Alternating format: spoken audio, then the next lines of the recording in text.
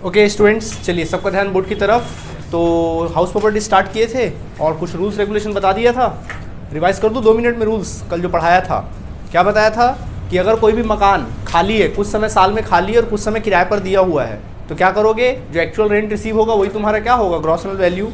लेकिन अगर खाली रहने के दौरान अगर उसको किसी और पर्पज से यूज़ किए हो, सचमुच खाली नहीं था वो मकान, तो ऐसे सिचुएशन में क्या हो जाएगा आप लोगों का, एज पर रूल आपको चलना पड़ेगा। ठीक है, अगर मकान को सेल्फ रेसिडेंट के तौर पे यूज कर रहे हो तो एनुअल वैल्यू क्या होगा, नील। कोई स्टैंडर्ड डिडक्शन नहीं मिलेगा, सीधा क्या घटेगा, सिर्फ इंटरेस्ट ऑन लोन घटेगा, वो भी 30,000 या फिर 2 लाख रुपए। ठीक है, ये रूल था। अगर हाउस प्रॉपर्टी को आप सेल्फ बिजनेस के लिए इस्तेमाल करते हो या सेल्फ प्रोफेशन के लिए इस्तेमाल करते हो तो फिर क्या होगा, आपका जो बात यहाँ करनी नहीं, वहाँ डैश करके आगे बढ़ जाना है। समझ में आ गया कि नहीं आ गया? ठीक है, ये आपको पढ़ाया गया था, याद है कि नहीं है? अब देखो, ये तो अलग अलग प्रॉपर्टी की बात है। अगर आप बोलोगे सारी गुण सर अगर एक ही प्रॉपर्टी में हो, मान लो हमारे पास सारी गुण एक ही प्रॉपर्टी, मतलब एक प्रॉपर्टी हमारे पास और ये 4 एरिया में क्या है, डिवाइडेड है, बराबर बराबर मान लो। अब पहले वाला जैसे पहला वाला किराए पर दिया हुआ था, मान लीजिए रहने के लिए, पहला वाला रहने के लिए किराए पर दिया गया था। अब ये कुछ महीना किराए पर था, कुछ महीना क्या था, वैकेंट था। ठीक है, ये वाला मान लीजिए किराए पर था लेकिन कुछ महीना किराए पर था, और मतलब दूसरा यूनिट जो था वो कुछ महीना किराए पर था और कुछ महीना वैकेंट था, लेकिन वैकेंट के दौरान हमने सेल्फ इस्तेमाल कर लिया। ये वाला जो पोर्शन है इसको हम लोग सेल्फ रहने के लिए इस्तेमाल करते हैं, सेल्फ रेसिडेंस के तौर पे इस्तेमाल करते हैं। ठीक है, और ये वाला जो पोर्शन होता है इसको हम लोग सेल्फ बिजनेस के लिए इस्तेमाल करते हैं। तो बोलेंगे सर अगर एक ही सभी एक ही चीज़ की प्रॉपर्टी में हो तो फिर आपको क्या करना है, सारे मतलब 4 यूनिट को आपको अलग अलग प्रॉपर्टी मान के बनाना है और उस रेशियो में आप काम करेंगे। जैसे म्यूनसिपल टैक्स घटाते हो ना, तो जैसे मान लीजिए पूरी प्रॉपर्टी का म्यूनसिपल टैक्स 20,000 रुपये, मान लो पूरी प्रॉपर्टी का म्यूनसिपल टैक्स कितना है, तो जब ये वाला बनाओगे तो यहाँ उसका पोर्शन निकाल लोगे 5,000, 5,000, 5,000, 5,000, 5,000, तो यहाँ पे 5,000 घटाओगे इस तरफ में 5,000 घटाओगे और इस तरफ में कितना घटाओगे, 5,000। तो इस तरह से आप डील करोगे। जैसे मान लीजिए पूरे प्रॉपर्टी का इंटरेस्ट ऑन लोन जो है मान लो 30,000 बनता है, तो हर एक पार्ट का कितना बना, 7.5, 7.5, 7.5, तो सर रेशियो में बांट दोगे। मतलब सब प्रॉपर्टी को मतलब अलग अलग प्रॉपर्टी मान के बनाओगे और जो भी खर्चा होगा उसको उस रेशियो में क्या कर दोगे, डिस्ट्रीब्यूट कर दोगे, अगर ऐसा कुछ होता है तो। ठीक है, चलिए, तो ये रूल बताया था। इंटरेस्ट ऑन लोन का रूल बताया था कि अगर आपकी लेट आउट प्रॉपर्टी है, डिम लेट आउट प्रॉपर्टी है, कितना भी इंटरेस्ट ऑन लोन क्यों ना बने, चाहे प्रीवियस ईयर का हो या कंस्ट्रक्शन पीरियड का हो, पूरा डिडक्शन मिलेगा, कोई लिमिट नहीं है। लेकिन अगर मकान को सेल्फ रेसिडेंट के तौर पे इस्तेमाल कर रहे हो तो कितना मिलेगा, 30,000 या फिर 2 लाख मैक्सिमम। 2 लाख किस केस में मिलेगा, 3 शर्तों को पूरी करनी पड़ेगी, तीनों की तीनों शर्तों को। पहली शर्त, लोन लोगे तो घर बनाने के लिए लोगे या खरीदने के लिए लोगे। लोन लोगे तो 1 अप्रैल 1999 के दिन लोगे या उसके बाद लोगे। और घर बनाने के 3-4 साल के अंदर, जिस साल लोन लियो, जिस सेशन में लोन लियो, उस सेशन को गिनते हुए घर आपका 4 साल के अंदर बनकर तैयार हो जाना चाहिए। तीनों कंडीशन फुलफिल हो रहा होगा तो कितना मिलेगा, 2 लाख तक मिलेगा। एक भी कंडीशन फुलफिल नहीं हुआ तो फिर 30,000 ही मिलेगा। समझ में आ गया कि नहीं आ गया? ये सेल्फ के केस में। किसके केस में? इसके अलावा कोई रूल्स रेगुलेशन नहीं था। चलो आज मैं कुछ प्रैक्टिकल क्वेश्चन, अब हम लोग इत्मीनान से सारे प्रैक्टिकल क्वेश्चन बना सकते हैं। ठीक है, चलिए देखिए आपके सामने क्वेश्चन अवेलेबल है। अब ये क्वेश्चन मैं आपको समझाता हूँ। देखिए क्वेश्चन दिया हुआ है, देखिए क्वेश्चन आपके सामने अवेलेबल है। क्या कहता है देखिए क्वेश्चन में, सिंपल सा क्वेश्चन, कुछ खास है नहीं इसमें। देखो एक मकान है, इसका म्यूनसिपल वैल्यू 4 लाख दिया है।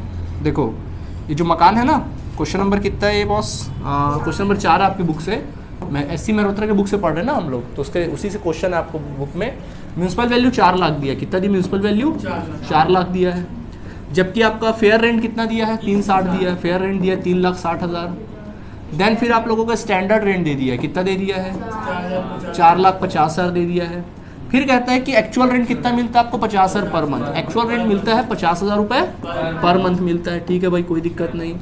फिर कहता था building remain vacant for 2 month. जो मकान है ना वो 2 महीने खाली था, 2 मंथ क्या था मकान, 2 महीने मकान जो था वो वैकेंट था। क्या था, वैकेंट था। ओके, आगे कहता है अनरियलाइज रेंट 50,000 है। अनरियलाइज रेंट कितना है, 50,000 है। और देखो साफ साफ लिखा हुआ है, condition of rules 4 are satisfied. 4 rules वाला जो रूल था ना वो क्या हो रहा है, सेटिस्फाइड हो रहा है। Municipal tax paid by owner 25,000। Municipal tax कौन पेड किया, ओनर ने पे किया, कितना, 25,000। और उसके किराएदार ने कितना पे किया, कौन से वाले का छूट मिलेगा, जो ओनर दे रहा वाला छूट मिलेगा, किराएदार दे रहा वाला छूट मिलेगा? नहीं सर, नहीं मिलेगा। आपको एनुअल वैल्यू निकालने बोला है, बट मैं आपको पूरा कंप्लीट निकाल के दिखाऊंगा। ठीक है, चलो बना के देखें इस क्वेश्चन को हम लोग, चलो बनाते हैं। ठीक है, तो क्लियर हुआ ये बातें आप लोगों को? ठीक है, चलिए क्वेश्चन आप लोगों का साइड में कर देते हैं। और ये क्वेश्चन का हमने क्या कर दिया, सारांश आपके सामने लिख दिया है। चलिए क्वेश्चन बनाए। ओके, कुछ बोल रहे हो आप लोग? कुछ नहीं?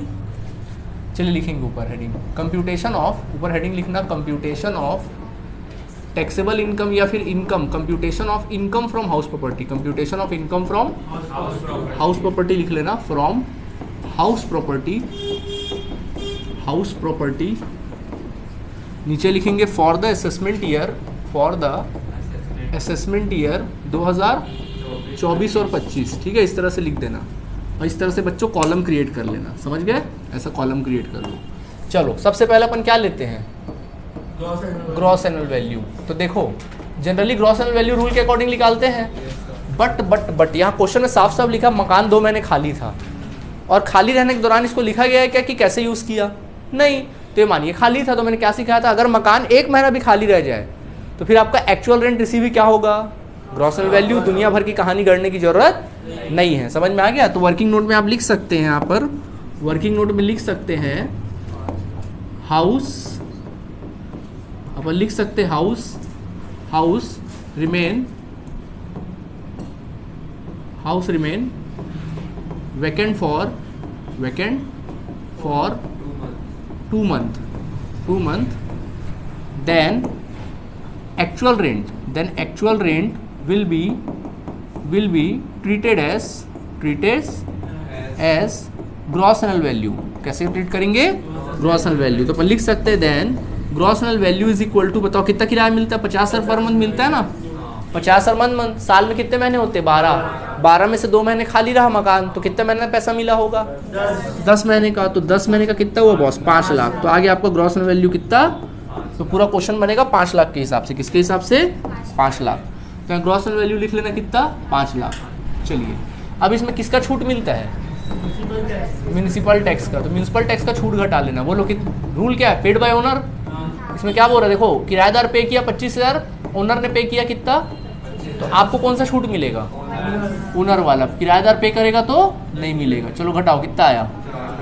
4,25,000। हालांकि ये आंसर आ गया, देखो यही आंसर निकालने बोला था, मैंने निकाल दिया। हाँ बट मैं पूरा 4,75,000 आया। ओके 4,75,000 आ रहा है।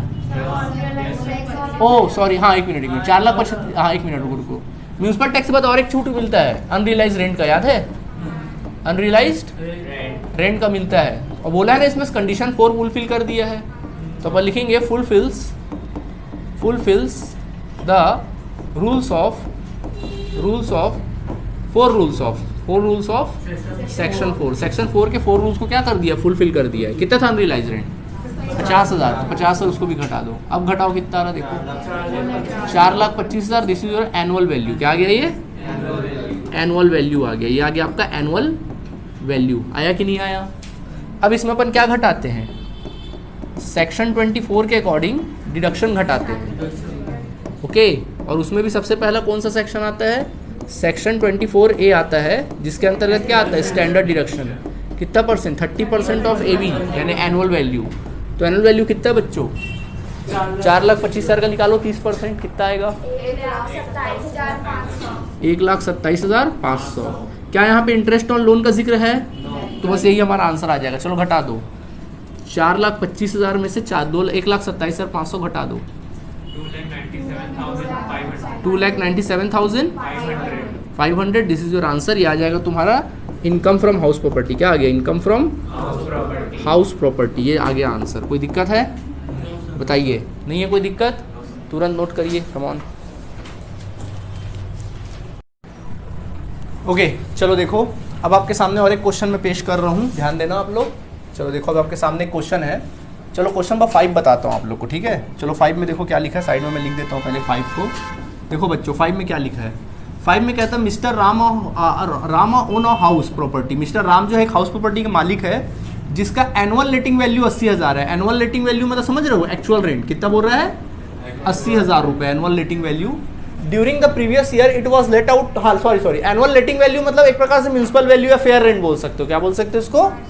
फेयर रेंट बोल सकते हो। एनुअल लेटिंग वैल्यू मतलब किराए पे चढ़ाया जा सकता है 80,000 में, उसका फेयर रेंट बोल रहा है। During the previous year it was let out to tenant on a monthly rent of 7,000। पिछले साल आपने एक्चुअल रेंट कितना चढ़ा दिया किराए पर? 7,000 पर मंथ के किराए पर क्या कर दिया? चढ़ा दिया है। ही क्लेम द फॉलोइंग एक्सपेंसेस। अब ये क्लेम कर रहा है कि मुझे ये सब खर्चे का छूट चाहिए। आप ही बताइएगा किसका छूट मिलेगा किसका नहीं मिलेगा। पहले बोल रहा है कि मुझे म्यूनसिपल टैक्स 8,000 का बोलो दे रहा, छूट मांग रहा है, बताओ मिलेगा? हाँ सर म्यूनसिपल टैक्स का मिल जाएगा। तो म्यूनसिपल टैक्स कितना बोल रहा है? 8,000 चुकाया, ठीक है ले लेना भाई। फिर कहता है expenses for recovery of rent, बोल रहा है कि मैंने रेंट को रिकवर किया, उस पर 600 रुपये खर्च किया है, बोलो मिलेगा? नहीं मिलेगा, ठीक okay. Maintenance allowance paid to step mother 12,000 annually which was a charge on the property according to his father will. उसके फादर ने बोला था, उसकी कोई सौतेली माँ थी, उसको बोला था कि मंथली मतलब हर साल उसको 12,000 रुपये दे देना, जो रेंट मिलेगा उसमें से 12,000 दे देना। तो वो बोलता है मैं अपनी स्टेप मदर को 12,000 रुपये देता हूँ साल का, क्या इसका छूट मिलेगा? नहीं मिलेगा, very good okay. The house remain vacant for 1 month, बोल रहा है कि पिछले साल में हाउस जो है ना 1 महीने खाली रहा, वैकेंट रहा 1 महीने, बताइए तो क्या होगा भाई? अगर वैकेंट है तो क्या आपको रूल के अकॉर्डिंग चलना पड़ेगा? एक्चुअल रेंट रिसीव ही क्या होगा? ग्रॉस एनुअल वैल्यू हो जाएगा ओके। और आगे लिखता है compute the income from house property, house property का वैल्यू निकालना। देखो कितना बड़ा क्वेश्चन लिखा था, 3 लाइन में क्या हो गया क्वेश्चन खत्म। तो जो जरूरत का उसको सामने रखिए, जो जरूरत का नहीं उसको क्या करिए यहाँ से आउट कर दीजिए। आया बात समझ में कि नहीं आया? ठीक है चलिए, तो ये बच्चों ये क्वेश्चन हमने क्या कर लिया, समझ में आ गया आप लोगों को? ठीक है ओके। तो देखिए ये क्वेश्चन है, अब इसको हम साइड में लिख देते हैं, क्वेश्चन हमने डिकोड कर दिया। चलो इसको बना के दिखाते हैं। तो जैसा कि आप लोगों को पता है कॉलम क्रिएट कर ले रहा हूँ मैं इस तरह से। हाँ बोलो मैं ऊपर हेडिंग वेडिंग लिखूँ कि रहने दूँ? रहने दो, ऊपर लिख लो क्या हेडिंग, मैं डायरेक्ट बना रहा हूँ ना। मैं लिखूंगा पहले डायरेक्ट ग्रॉस एनुअल वैल्यू, क्या लिखूंगा? ग्रॉस एनुअल वैल्यू लिखूंगा, ग्रॉस एनुअल वैल्यू। तो बोलो बच्चों इस बार ग्रॉस एनुअल वैल्यू क्या होगा? एक्चुअल रेंट रिसीव भी ग्रॉस एनुअल वैल्यू होगा। 1 महीने का किराया कितना है? 7,000। तो 11 महीने का किराया ना, 1 महीना खाली था तो 11 महीने का 77,000, तो यहाँ लिख देना 77,000 रुपये। सबको समझ आया? अब लेस करेंगे म्यूनसिपल टैक्स, है ना, बोलो कितना है? पूरा 8,000 का छूट मिल जाएगा। म्यूनसिपल टैक्स पेड कितना रुपया? 8,000 रुपये, दे दो छूट भैया 8,000। क्या इसमें अनरियलाइज रेंट है? नहीं सर, क्वेश्चन को मत देखो, इसको देखो, अनरियलाइज रेंट है? नहीं है, तो बस घटा दो। कितना है बताओ? 69,000। This is your annual value. क्या आ गया? Annual value. बताओ अब इसमें क्या छूट मिलता है? Standard deduction. अब मैं पूरा लिख के नहीं बना रहा हूँ, मैं डायरेक्ट बना दे रहा हूँ ना, ताकि समय की बचे। 30% ऑफ एनुअल वैल्यू, बोलो कितना? 20,700। इंटरेस्ट और लोन का तो जिक्र है ही नहीं, इंटरेस्ट और लोन का जिक्र है नहीं है सर, तो बस करिए 48,300। देखो आंसर आ गया होगा, ये देखो आंसर आ गया। कैसा लगा? 2 लाइन में क्वेश्चन क्या हो गया खत्म। बोला था ना क्वेश्चन दिखने में बड़ा दिखेगा बट रहेगा कुछ भी दम नहीं। ठीक है, नोट कर लीजिए। ओके बच्चों, चलो देखो नेक्स्ट। अभी देखो एक क्वेश्चन आपके सामने पेश है, जोसेफ वाला क्वेश्चन होगा आपके बुक का, क्वेश्चन नंबर 6 मिला।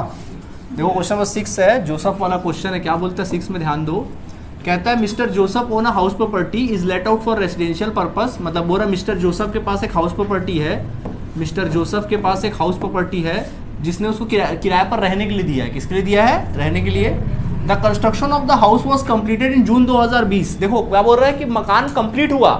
तो कभी भी याद रखना कंप्लीट के डेट से आपको मतलब नहीं है, आपको सेशन से मतलब है। किससे मतलब है? सेशन।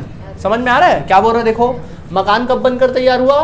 कंप्लीटेड इन जून 2020, मतलब जून 2020 में तैयार हुआ है। सेशन बोलो कौन सा है? 2021। हाँ, तो यहाँ लिखना है सर, अपना जब लिखोगे ना तो आपको कंप्लीटेड ईयर से मतलब है, याद रखना। बोलो कंप्लीटेड ईयर कितना है? 2021, बस ये, बाकी डेट वेट से कोई मतलब नहीं, सीधा सेशन बोलना। क्या बोलना?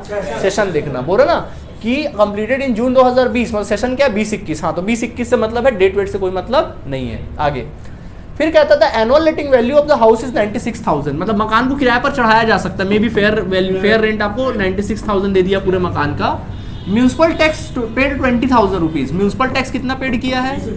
20,000 रुपये पेड किया है। ठीक है, फिर कहता है ही स्पेंड 24,000 ऑन व्हाइट वॉशिंग। बोल रहा है कि उसने मकान के व्हाइट वॉशिंग पे 24,000 खर्च किया। बोलो कोई मतलब?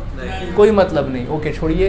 On 1 April 2018 he borrow 30,000 on pro note at 12% interest and spend on its construction of house. बोल रहा है कि 1 अप्रैल 2018 को उसने लोन लिया था। कितने रुपए का लोन लिया था? 2018 को उसने 30,000 रुपए का लोन लिया था। 30,000 का लोन लिया था, और किस लिए लिया था? घर को बनवाने के लिए, घर के कंस्ट्रक्शन के लिए लिया था। किसके लिए लिया था? घर के कंस्ट्रक्शन के लिए लिया था। ठीक है। Nothing has repaid out of this loan, मतलब बोल रहा है इसमें से अभी तक कुछ पेमेंट नहीं हुआ है, मतलब जो भी इंटरेस्ट बनेगा वो 30,000 के हिसाब से बनेगा। ठीक है, आगे देखें। इसके बाद आगे लिखता है mister Joseph earn salary of 20,000 per month. Mister Joseph को ना सैलरी मिलता है 20,000 रुपए पर मंथ, हर महीने कितना मिलता है 20,000 सैलरी। तो भाई हाउस प्रॉपर्टीज कोई मतलब है क्या इसका? नहीं है, ठीक है, okay. He has a scooter for going to the office and spend petrol etcetera average of 1,000 per month. बोल रहा उसके पास स्कूटर है, वो पेट्रोल वेट्रोल पे खर्च करता है। क्या मतलब यार, जबरदस्ती टाइम पास करते हैं, बढ़ा देते हैं क्वेश्चन को, पेज वेस्ट करते हैं, है ना। Compute is tax income from the house property and also total income. आपको उसका हाउस प्रॉपर्टी निकालना और टोटल इनकम भी निकालना है, ठीक है। चलो हम निकाल के दिखाते हैं। हाँ जी, हाँ 12% इंटरेस्ट रेट था। लोन का इंटरेस्ट रेट कितना परसेंट है? 12% पर एनम, ऐसा बोलता है। इंटरेस्ट का, लोन का इंटरेस्ट रेट कितना है? 12% पर एनम है। आई बात समझ में कि नहीं आया? कोई दिक्कत है? नहीं है। चलो बना के दिखाएं आप लोगों को, क्या बोलते हो, बना के दिखाएं कि ना दिखाएं? चलो बना के दिखाते हैं, ठीक है, ओके। तो देखिए इसको हम साइड कर देते हैं अब। चलिए ये साइड हो गया, ठीक है। क्वेश्चन हमने लिख दिया आप लोगों के लिए, अब आप जानिए। इसको हम इधर रख देते। देखो अपने क्वेश्चन पढ़ने की जरूरत ही नहीं, हमारे पास क्वेश्चन का क्या मिल गया, सारांश मिल गया क्वेश्चन का। अब हमको सारा मतलब किससे, इसी से है। चलो देखो, तो अब यहाँ पे अपन बनाते हैं कॉलम। तो ये हमारा बन जाएगा कॉलम। देखो ये कॉलम बना लेना, बातें नहीं करो। चलो कॉलम फटाफट बनाए। चलो सबसे पहले अपन निकालेंगे, ऊपर हेडिंग वेडिंग लिख लोगे, ठीक है। चलो पहले लिखेंगे ग्रॉस एनुअल वैल्यू। क्या लिखना? Gross annual value, gross annual value. चलो ग्रॉस एनुअल वैल्यू निकालते हैं। थोड़ा शॉर्ट में निकालूंगा ना मैं, पूरा लिख के नहीं निकालूंगा, सीधा शॉर्ट में निकालूंगा, फटाफट देखना। तो वर्किंग नोट में जाना, ग्रॉस एनुअल वैल्यू निकालना है। कैसे निकलेगा? Which ever is greater. Gross annual value चाहिए ना, gross annual value which ever is greater, which ever is greater, ठीक है, विच एवर इज ग्रेटर। बोलो बच्चों, पहले क्या लेते हैं? एक्चुअल रेंट और दूसरा एक्सपेक्टेड रेंट। एक्चुअल रेंट कितना बोल रहा है? बोला है कि किराए में कितने किराए में चढ़ाया था, ऐसा बोल नहीं बोला क्या? Mister residential house remained June letting value of the 96,000, municipal value वगैरह वगैरह दिया है। अच्छा किराया नहीं दिया है, किराया नहीं दिया, कहाँ दिया किराया? एक्चुअल रेंट में दिया कहीं भी नहीं, तो लेटिंग वैल्यू नहीं दिया जो 96,000, वही फिर आप उसको क्या मानिए? एक्चुअल रेंट रिसीव मान लीजिए। हाँ हाँ वो 96,000 लिखा होगा। और अलग से बोला किराया में चढ़ाया, ऐसा बोला क्या? कुछ अलग से दिया किराया इतना मिलता है करके? नहीं बोल रहा है कहीं भी। तो 96,000 को ही आप क्या मानिए? एक्चुअल रेंट मान लीजिए। चेक कर लो पहले, फिर भी पढ़ ले रहा हूँ मैं। नहीं ऐसा कुछ भी तो नहीं लिखा है, नहीं लिखा भाई, यही है 96,000 कितना है। तो फिर ये सब करने की जरूरत ही नहीं, सीधा ग्रॉस एनुअल वैल्यू 96,000 ही आ जाएगा।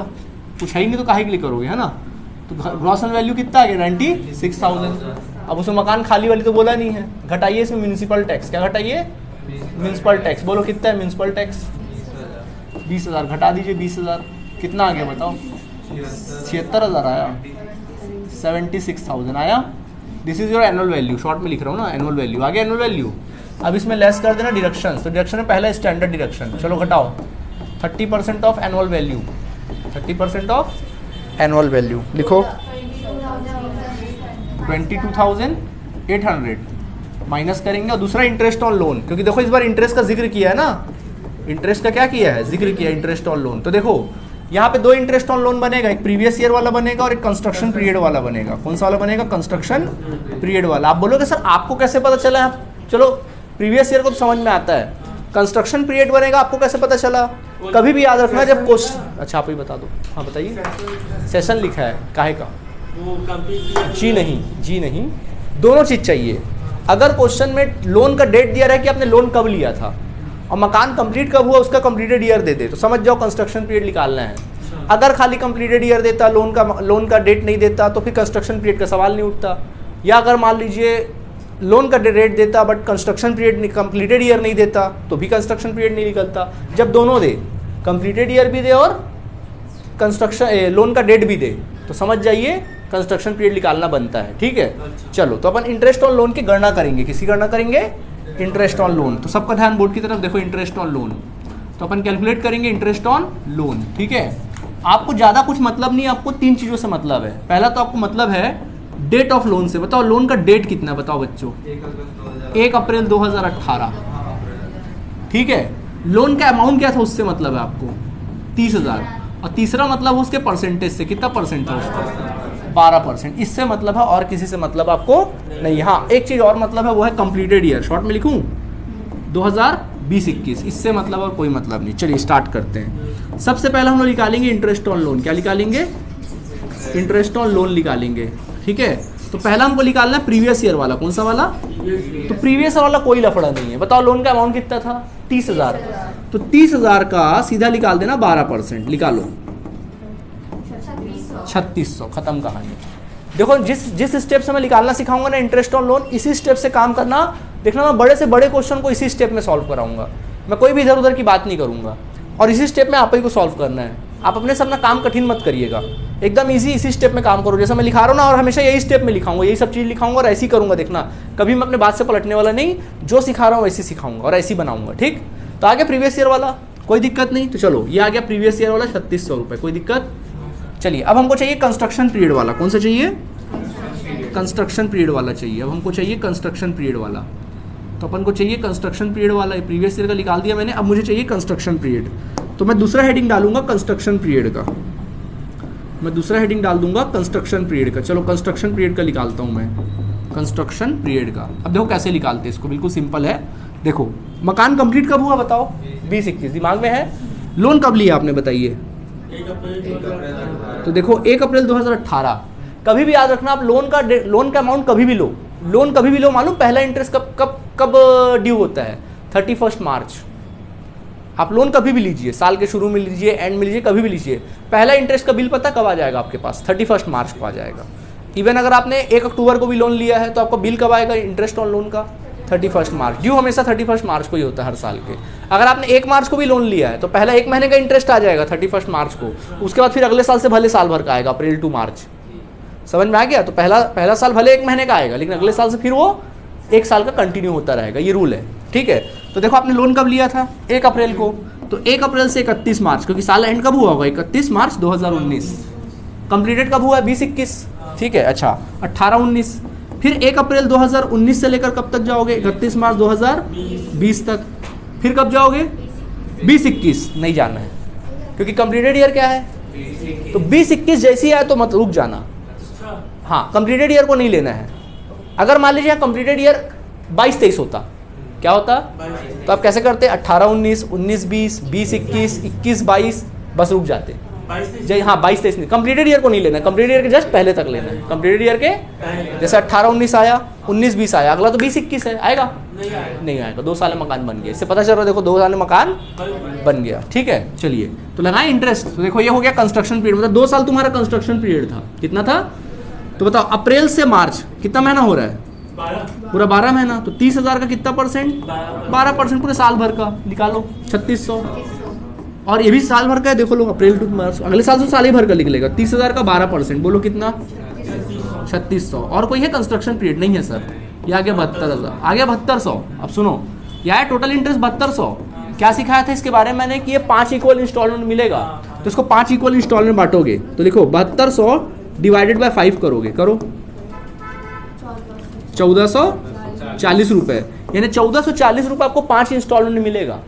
और इंस्टॉलमेंट कब से चालू होगा? कंप्लीटेड ईयर से। फ्रॉम द कंप्लीटेड ईयर लिखाया था ना मैं, तो 20-21 चालू होगा। तो पहला इंस्टॉलमेंट कब मिलेगा आपको? प्रीवियस ईयर 20-21 में मिला होगा। चलो अच्छे से लिखते हैं इसको। पहला इंस्टॉलमेंट 5 इंस्टॉलमेंट मिलेगा, 5 इंस्टॉलमेंट में। तो पहला इंस्टॉलमेंट मिला होगा 20-21 में, सॉरी पहला इंस्टॉलमेंट 20-21 में, फिर दूसरा इंस्टॉलमेंट 21-22 में, तीसरा इंस्टॉलमेंट 22-23 में, है ना? तीसरा इंस्टॉलमेंट चौथा 23-24 में, और पांचवा 24-25 में। कितना कितना मिलेगा हर साल? 1440, 1440, 1440 और 1440 और 1440। समझ में आ गया? अब एक बात ये कि आप कौन से सेशन का बना रहे हैं? 20-21 का। कौन सा बना रहे हैं? 20-21 का नहीं बना रहे बॉस। आपका प्रीवियस ईयर क्या है? 23-24। ये जो बना रहे हो 23-24, क्या ये 23-24 के रेंज में आ रहा है? हाँ सर आ रहा है। देखो यानी अभी चौथा इंस्टॉलमेंट है, तो यहाँ मिलेगा। अगर मान लो ये 23-24 के रेंज में नहीं आता, मान लो आपका यहीं 5 इंस्टॉलमेंट खत्म हो जाता, तो फिर यहाँ नहीं मिलता, क्योंकि इंटरेस्ट कंस्ट्रक्शन पीरियड का छूट कब से मिलता है? जस्ट कंप्लीटेड ईयर से 5 साल तक। तो 5 साल के रेंज में आ रहा है कि नहीं आ रहा आपका 23-24? तो मिलेगा। नहीं आता रेंज में, तो अगर आप 5 साल पटा लिए हो और फिर वो रेंज में आ ही नहीं रहा, तो फिर क्यों मिलेगा? मान लीजिए आपका 21-22 में ही खत्म हो जाता, क्या 23-24 में आ रहा है रेंज में? तो नहीं मिलता, क्योंकि ले चुके हो आप छूट। अभी आ रहा है ना रेंज में, तो मिलेगा। तो 1440 दे दो। चलो 1440 भी आपको छूट मिल जाएगा। नहीं आया समझ में? तो प्रीवियस ईयर का 3600, इसका 1440। हाँ जी, रेंज ऐसा पता चला ना, 7200 को डिवाइड कर दिए कितने से, 5 से, आगे 1440, तो इसका 5 साल तक मिलेगा। तो कब से चालू होगा? कंप्लीटेड ईयर क्या है? 2021 है। कहाँ गया कंप्लीटेड ईयर? वो देखो 2021 है, तो 2021 पहला, 21-22, 22-23, 23-24, 24-25, देखो 5 मिला कि नहीं मिला? हाँ, यानी 5 साल अभी नहीं हुआ है, अभी चौथा साल में हम लोग, 5वां साल अगले साल होगा। 25-26 से मिलना बंद हो जाएगा, सिर्फ प्रीवियस ईयर का मिलेगा। हाँ, जब तक आप इंटरेस्ट का लोन का पैसा ना चुका दोगे तो भी बंद हो जाएगा। ठीक है, कोई दिक्कत है? ठीक है, ऐसे तो ये रेंज में आ रहा है ना 23-24 में, जैसी रेंज में आया तो दे देना। चलो घटाओ, जोड़ो इसको, 3600 और 1440 को जोड़िए, टोटल इंटरेस्ट ऑन लोन 5040, ये घटा देना। चलिए 76,000 में दोनों को घटा दीजिए, घटाइए 76,000 में दोनों को घटाइए, जल्दी से कितना रहा बताइए मुझे। 48,160, this is your income from house property. क्या आ गया? इनकम फ्रॉम हाउस प्रॉपर्टी आ गया, इनकम फ्रॉम हाउस प्रॉपर्टी आ गया, ये आपका इनकम फ्रॉम हाउस प्रॉपर्टी 48,160। ठीक है, तो ये हो गया पहला आंसर। देखो आंसर आ भी गया होगा पहला। दूसरा हमको बोला है कि टोटल इनकम निकालो ये बंदे का। क्या निकालो? चलो वो भी निकाल के दिखा देता हूँ, हालांकि अभी जरूरत नहीं इसकी निकालने की, बट निकाल देता हूँ। चलो, computation of total income, computation of total income of mister Joseph, वो सब जो भी नाम है वो लिख लेना। ठीक है, चलो तो पहला देखो 5 तरीके से इनकम होता है। पहला इनकम होता है income from salary, income from salary. तो देखो 20,000 सैलरी पाता है कि नहीं पाता है? हर महीने 20,000 सैलरी पाता है, 12 महीने के हिसाब से कितना हुआ? 2,40,000 हुआ कि नहीं हुआ?